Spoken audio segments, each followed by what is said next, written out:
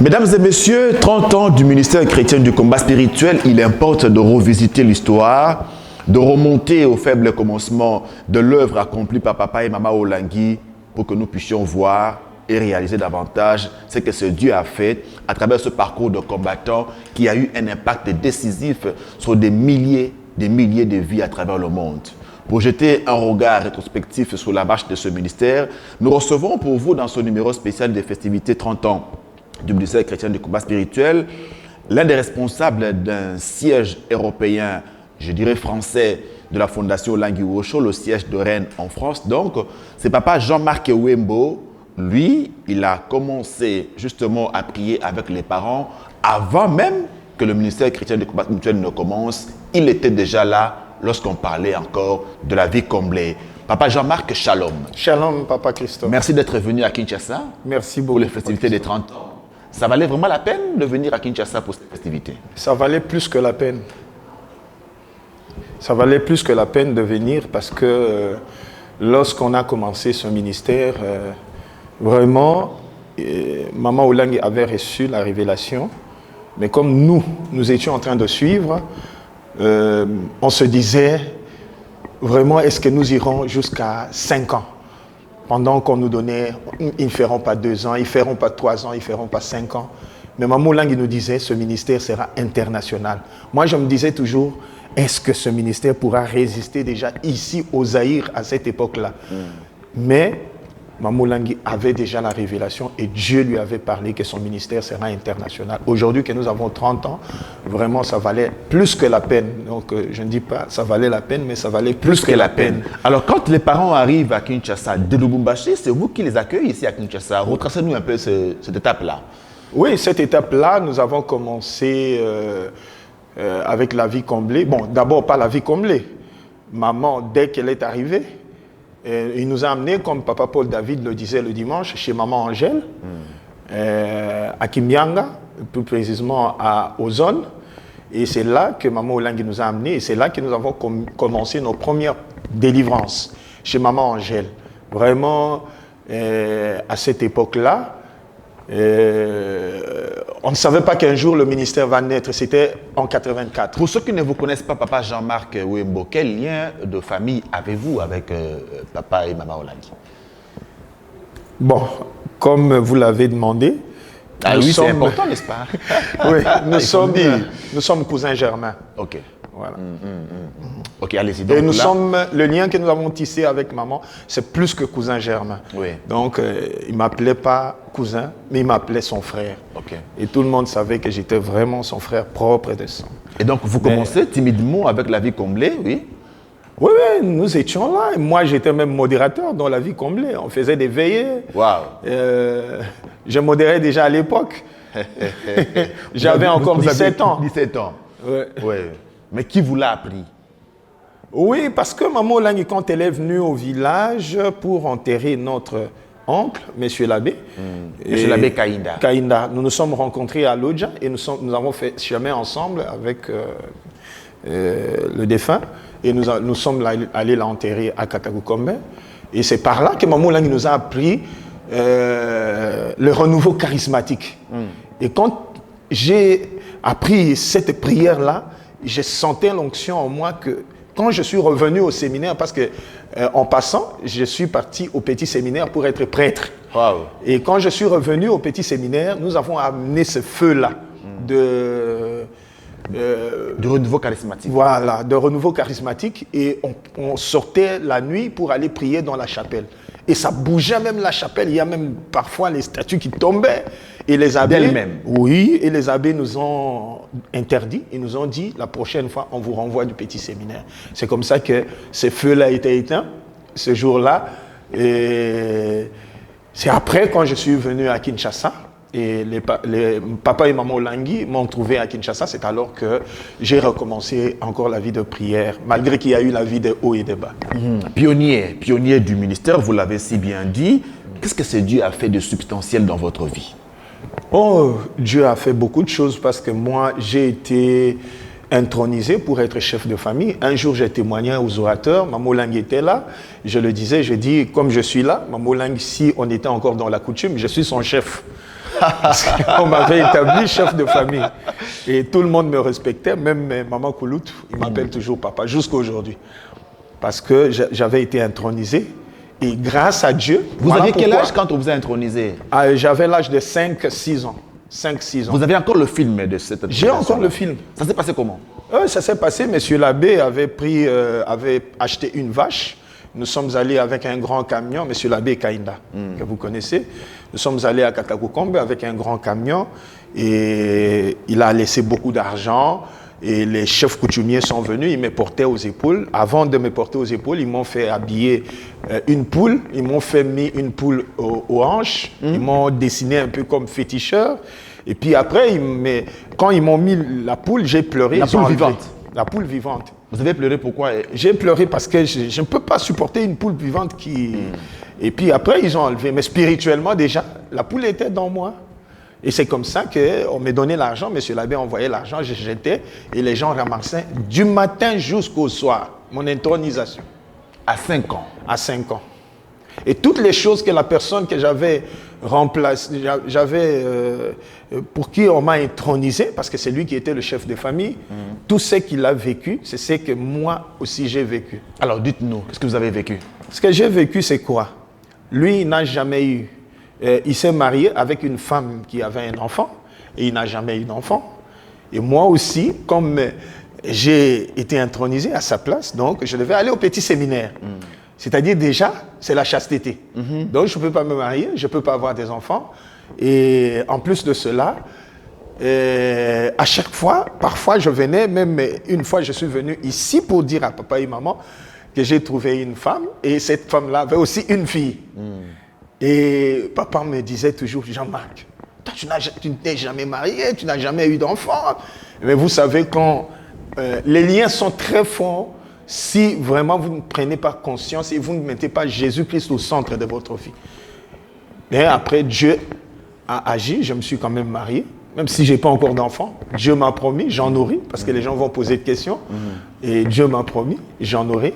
Mais vraiment, la lutte était âpre.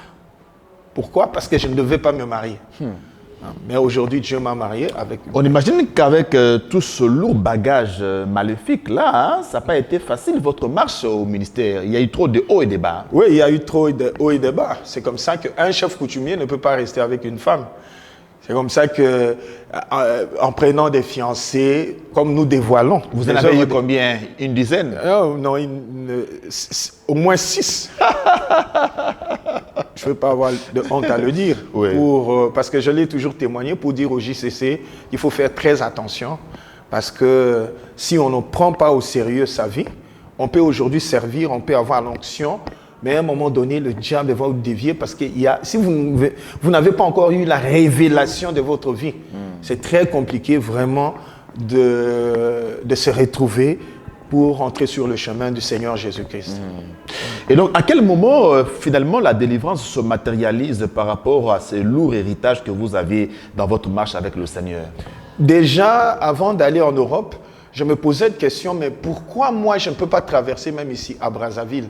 Et c'est après que le Seigneur, je suis rentré dans un jeûne à sec de 3 jours. Et le Seigneur m'a révélé qu'il y avait une poule dans un poulailler.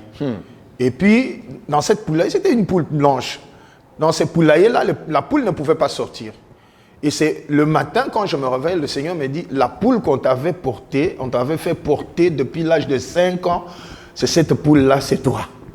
Et c'est comme ça que j'ai compris et je suis passé à la délivrance. Et quelques temps après, Dieu a fait qu'il y ait eu le mariage du couple Makalas.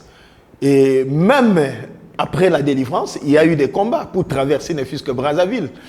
On avait à cette époque-là 2 voitures, la Jeep de maman et la voiture de papa, la Nissan bleue. Et papa conduisait sa Nissan bleue, le chauffeur conduisait la Jeep. Et quand nous sommes arrivés au beach, le chauffeur a convulsé. Donc maintenant, le chauffeur qui devait rester, parce que moi je devais voyager avec les parents. Maintenant, comme moi j'ai la limitation, le chauffeur a commencé à convulser et c'est moi qui dois l'amener à l'hôpital. Maintenant, c'est presque le dernier... les parents vont prendre Le dernier bateau. L'avant-dernier bateau. Ben, alors, regardez les temps de partir à Mamaïemo. À cette époque-là, c'était Mamaïemo. Et c'était en 94, si je ne m'abuse pas. Et de revenir. Mais ces jours-là, j'ai pris la décision. Je dis, Seigneur, comme tu m'as délivré, aujourd'hui, moi, je vais voyager. C'est pour cela qu'il faut vraiment avoir la foi. Il faut avoir la foi et avoir la conviction que Jésus-Christ est vivant. Et j'ai mis 4x4. Je suis arrivé à Mamaïemo. À l'hôpital général. J'ai trouvé Maman Cheka, le docteur Cheka. J'ai dit, maman, c'est votre malade, je voulais amener. Je suis retourné, j'ai laissé toutes les deux voitures au beach. Et c'est comme ça que le dernier bateau, je suis sauté sur le dernier bateau et j'ai voyagé. J'ai brisé la loi établie, ne fût-ce que pour Alléluia. Et aujourd'hui, ce sont les portes du monde entier qui vous sont ouvertes. Voilà. Alors, comment vous commencez votre carrière missionnaire? Ma carrière missionnaire, comment nous avons commencé c'est vrai que nous avons commencé à servir Dieu à bas âge avec le frère Noé, le frère Bongo, le frère Auguste et tout le monde. Les pionniers de la JCC. Voilà. Bon, nous on était déjà là et ils sont venus. Bon, et puis après, carrière missionnaire tellement que j'étais presque le seul garçon de la bergerie, je ne sortais pas. Mais après, comme il y a eu, on a eu des gens qui pouvaient me remplacer. Et quand il y a eu la première convention, disons la troisième convention de la CIFMC à Pointe-Blanche, c'est là que nous avons voyagé avec les parents. Et au retour, ma maman m'a envoyé en mission à Brazzaville. J'ai fait au moins 7 mois de mission. Nous étions avec papa Hippolyte Ndeka, la sœur Siska, la femme de papa Oki, et puis madame Moulumba. Jeannette, et moi j'étais chef de mission. Oui, chef de mission, vous vous engagez dans la mission avec quelle motivation? Oui, de servir Dieu parce que je venais d'une déception. Amoureuse. Je venais d'une déception et puis après j'ai trouvé mon compte en Jésus-Christ et je me suis dit, bon, cette fois-ci, vraiment je vais servir Dieu dans la mission. Et je sais que Jésus-Christ va me bénir. Mais ce n'était pas la première déception. Et il s'en est suivi alors plusieurs. Mais j'ai tenu bon. Et aujourd'hui, Jésus-Christ m'a fait mal. Premier pas missionnaire, d'abord à Brazzaville et la suite? La suite, quand je suis revenu de Brazzaville, ma maman m'a envoyé à Luanda. J'ai fait 5 mois à Luanda. Et puis après, maman a décidé que je puisse voyager pour l'Europe. Et c'est comme ça que j'ai voyagé. Dieu m'a fait grâce. Quand je suis arrivé à Luanda, j'avais fait 5 mois, mais j'ai fait 4 mois de jeûne. Et nous avons fait entrer... 4 mois de jeûne. 4 mois de jeûne, donc 2 fois 60-60. 2 fois 60-60. Et c'est un seul mois que je n'avais pas fait de jeûne. Donc... À la recherche de quoi? Des ouvertures pour l'Europe? Oui, parce que je devais aller, maman m'a dit que je devais aller en Europe. Et... Surtout que j'avais une fiancée là-bas et maman a dit il faut aller vite pour se marier et puis servir Dieu parce que je n'ai pas de missionnaire en Europe, je n'ai pas assez de missionnaires. Vous allez compléter. Nous sommes en quelle année comme ça? Pardon? Nous sommes en quelle année comme ça? Nous sommes au mois de février. Que j'ai quitté Kinshasa le mois de février et je suis arrivé en Luanda. Et toujours le mois de février, et puis le mois d'août. De quelle année? En 99. Oui. En 99, en 99 pour les Belges. Donc nous sommes arrivés. Et puis au mois d'août, j'ai voyagé parce que Dieu m'a fait grâce, comme j'étais beaucoup en prière. Mon passeport est sorti en 2-3 mois. Et nous avons fait entrer 3 passeports. On a fait entrer 3 passeports pour le visa d'Europe. Et c'est seul mon passeport qui avait eu le visa. Alors, vous arrivez en Europe, vous commencez votre mission dans quel siège? Dans le siège d'Allemagne. Donc, je peux dire que je suis le premier missionnaire en Allemagne. Il y avait la responsable. À Bonne-Cologne. Hein? Bonne-Cologne, voilà. Il y avait la responsable qui avait commencé avec le ministère, Maman Charlotte, que tout le monde connaît. Et moi, je suis venu comme missionnaire, donc le premier missionnaire résident. Et comment vous avez évolué de Bonne-Cologne jusqu'à vous retrouver aujourd'hui chef de mission à Rennes en France? Oh, ça n'a pas été facile, vous savez, la vie missionnaire. Ça n'a pas été facile, vous savez, en Europe, il faut les papiers, il faut ceci. Quand je suis arrivé En tout cas, j'ai trouvé presque tout le monde sans papier. Et Dieu m'avait instruit de commencer à vraiment faire des prières fortes, beaucoup plus de veillées. Et les gens ont commencé à avoir des papiers, Puis après, les gens ont commencé à murmurer, mais nous avons des papiers, mais lui, il n'a pas de papiers. Puis après, le Seigneur, j'ai commencé à m'inquiéter. J'ai dit, qu'est-ce que je vais leur prêcher encore? Et puis après, le Seigneur m'a dit, dis-leur que toi, tu pries d'abord pour eux. Parce que les jours que tu auras le papier, tu vas avoir le repos. Tu vas prier pour autre chose. Alors là, j'ai eu le courage. Je ne m'inquiétais plus. Je leur ai dit, tout celui qui n'a pas de papier doit faire vite pour en avoir, parce que le jour où j'aurai le papier, ça sera un autre dossier. Ça sera, c'est-à-dire, prier pour le mariage ou bien pour autre chose. Et c'est comme ça s'est passé comme ça, jusqu'à ce que le Seigneur permette que j'ai mes papiers aussi.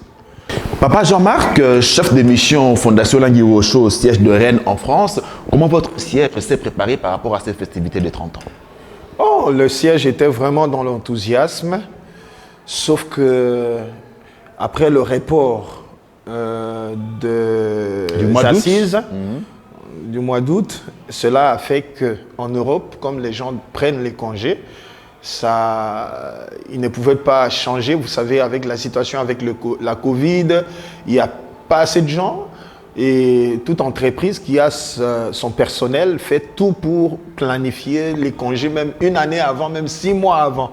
Alors les gens avaient pris de congés et on n'a pas pu ramener vraiment un grand nombre de gens pour représenter les sièges. Mais du moins, le Seigneur a permis que nous soyons là et quelques 2-3 personnes. On parle de la continuité de l'œuvre. Comment vous la vivez chez vous là-bas dans les sièges européens? Non, moi, je l'ai toujours dit, parfois, les gens ne comprennent pas. J'ai toujours dit que si il n'y avait pas les Olangi, Dieu fait aussi les choses à sa manière. Je ne sais pas de quelle manière il pouvait faire pour qu'il y ait la continuité. Mais la présence de 7 Olangi a permis que le ministère puisse s'asseoir. Moi, j'ai toujours dit, quel que soit, qu'ils connaissent moins, qu'ils connaissent plus, c'était important pour qu'ils soient là. Parce que vous savez, bien aimé, c'est pas facile dans une église.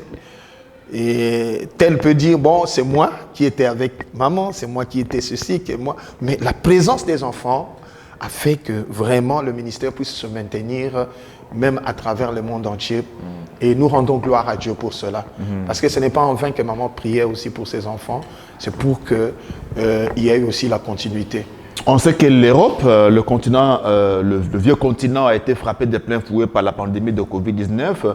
Comment les sièges européens ont survécu par rapport à cela? Vraiment, il y a eu beaucoup de cas de mort dans beaucoup de sièges. Je ne me vante pas, mais moi j'ai prié mon Dieu. Je suis rentré dans une prière où j'ai dit à mon Dieu que personne ne mourra dans mon siège. Et même mes enfants, peut-être ils passeront sur ce plateau, ils vous le diront, vous leur poserez cette question. Et eux maintenant, ils parlent de l'alliance. Ils ont dit, l'alliance de papa. Oui. Afin que personne ne meure dans le ciel, parce qu'on a eu des cas de comas artificiels. Des gens qui sont rentrés dans les comas 7 jours, 12 jours même. Mais une maman de 65 ans qui est rentrée 12 jours dans le coma, et nous sommes restés à la chambre haute, et cette maman est sortie saine et sauve. Alléluia. Pour la gloire de Jésus. Alléluia. Et vraiment, je dis, tout ce que nous faisons, tout ce que nous disons, si nous croyons au nom de Jésus-Christ de Nazareth et en son sang précieux, nous verrons la gloire de Dieu. Et cette maman avait témoigné, vous avez eu même le petit extrait qui est passé pendant le moment de échos de siège. Les échos de siège, oui. Voilà. C'était difficile. Jusqu'aujourd'hui, et je ne dis pas jusqu'aujourd'hui, mais je l'avais déjà déclaré, il n'y aura pas de mort de Covid dans mon siège. Ça, je le dis et je le répéterai. Pour la gloire de Jésus, pas pour ma gloire. Alors, l'état de santé de votre siège sur le plan spirituel, comment Rennes se porte-t-il? Oui, ça se porte bien. Ça se porte bien pour la gloire de Dieu, mais ce n'est pas facile. Donc, pour le moment, pour recommencer même les enseignements, parce que j'avais une maman qui venait, plus précisément Maman Splendide de Paris, pour donner les enseignements aux mamans. Parce que vous savez, même le M12, par exemple, il y a des enseignements révélés pour les papas, il y a aussi des enseignements révélés pour les mamans. Alors, je peux donner une partie, et quand on arrive à cette partie-là où on doit séparer les papas et les mamans, ça fait un problème.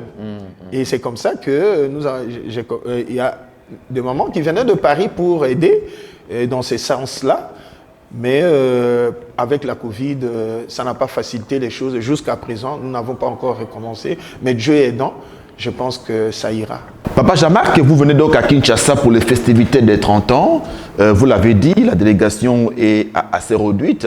Mais comment vous trouvez l'ambiance ici, la source? C'est vraiment impeccable. Et on n'en a jamais eu depuis vraiment... Bon, comme je n'étais pas aussi à la dernière convention... La conférence d'action de grâce? Le 25e. Au 25e. Oui. Alors là, pour moi, c'est vraiment énorme. Donc, c'est tout ce que je peux dire. Vraiment, c'est énorme, c'est impeccable. Que Dieu vous bénisse tous, vraiment. J'ai beaucoup aimé. Vous ne sentez pas l'absence de papa et maman? Bon, papa et maman, ils nous manquent.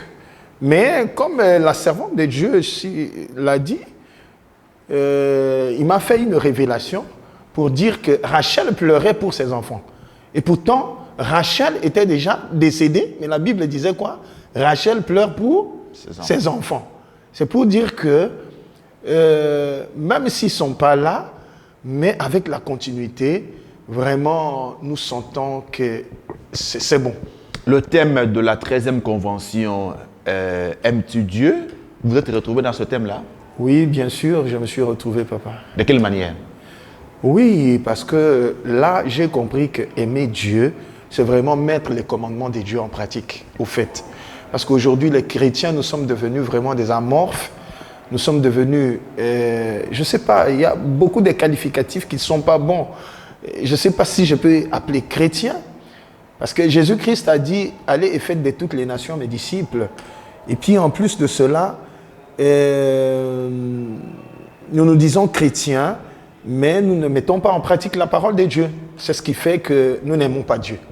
Tant qu'on ne mettra pas la parole de Dieu en pratique, on n'aime pas Dieu. Si je hais mon frère, je n'aime pas Dieu. Si je mens au nom de mon frère, si je calomnie mon frère, je n'aime pas Dieu.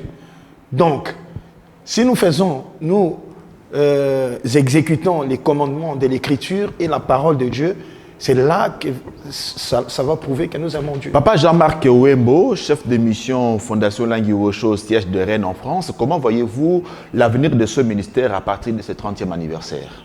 Non, l'avenir de ce ministère à partir de ce 30e anniversaire, je sais qu'avec l'aide du Dieu vivant, c'est-à-dire Jésus-Christ de Nazareth, je sais que vraiment ça sera encore un autre grand nouveau départ.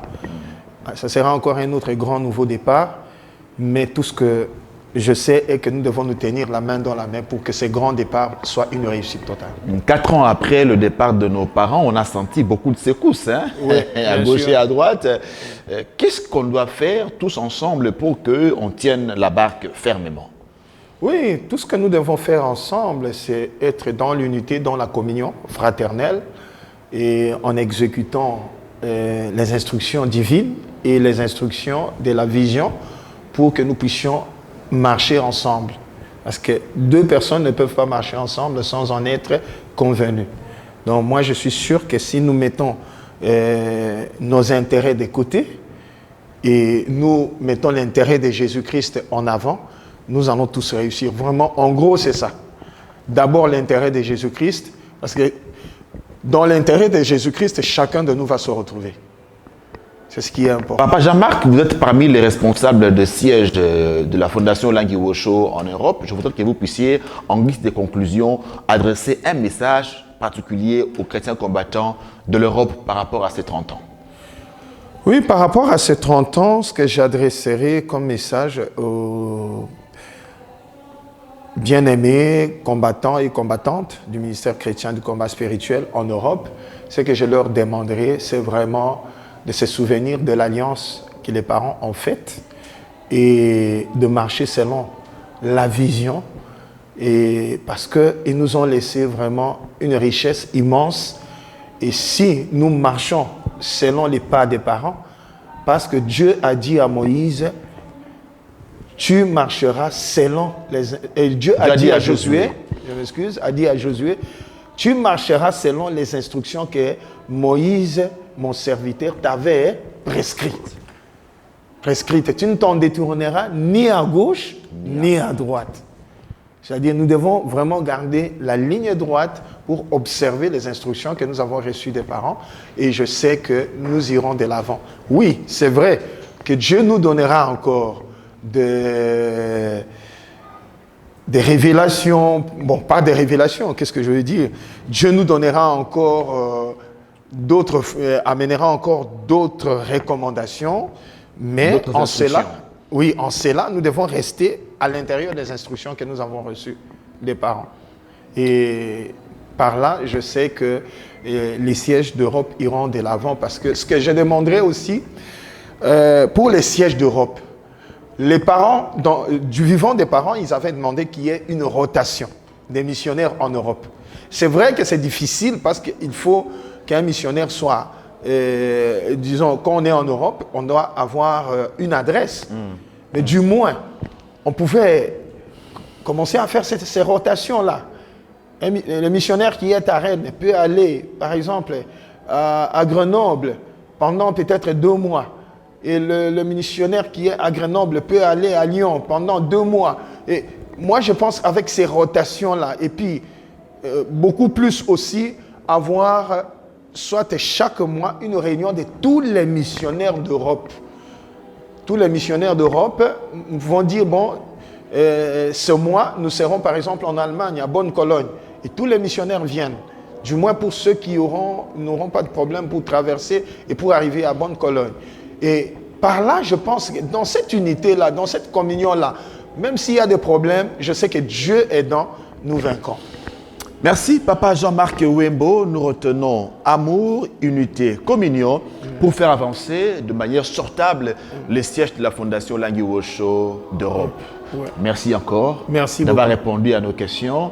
Nous espérons que vous allez nous apporter un témoignage émouvant de votre siège et Jésus-Christ de Nazareth sera glorifié. Merci beaucoup, Papa Christophe, de m'avoir reçu. Que le Seigneur vous bénisse abondamment.